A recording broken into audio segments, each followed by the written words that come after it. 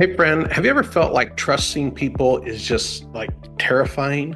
It's normal if you have had experiences in life where maybe people just haven't been trustworthy with you. And that's a painful place to be, but we can heal from that. The catch in that is that we actually need other people to heal from that.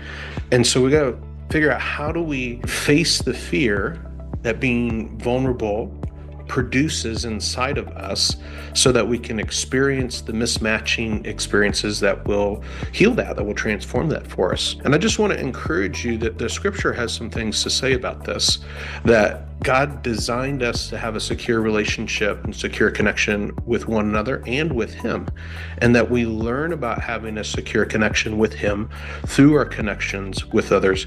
But when God is maybe doesn't feel safe, or people don't feel safe because of relationship experiences that we've had with others, we can lean into the scriptures and His promises towards us to help rewire and begin to create a sense of safety that emboldens us in reaching out and connecting with other people. So some of the fears that can get instilled in us from bad experiences with people is, if I depend on others, I'll be abandoned. Like, if I trust others to be there for me, they're not going to be there for me. But God responds to that and says He will never leave you nor forsake you. That's who He is and how He wants you to experience Him and what He wants you to experience with others. And so we can meditate on Scripture and remind ourselves of those truths as a way of calming our nervous system and emboldening us to reach out and connect with other people. Our fears say, if I show weakness, people will think less of me. But the Scriptures say, my grace is sufficient for you, and my power is made perfect in weakness.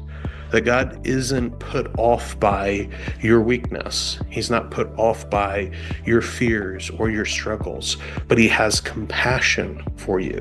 Our fears say, I'm too broken to be loved. But God says He gives beauty for ashes and joy instead of mourning. That He sees the wounding of your life and the experiences that you've had, and He has compassion. And He wants to bring healing to those spaces and to bring life where there has felt like maybe there's been death in your life. Our fear says, I have to handle this alone. But the scriptures say to bear one another's burdens and so fulfill the law of Christ. That He gave us one another so we can navigate the hard things in life and not be alone. So be encouraged from the scriptures and allow that to embolden you to take risks in safe relationships so that you can experience the healing and transformation that Jesus wants for you. And as always, Cassie and I are here to help you mature into true happiness.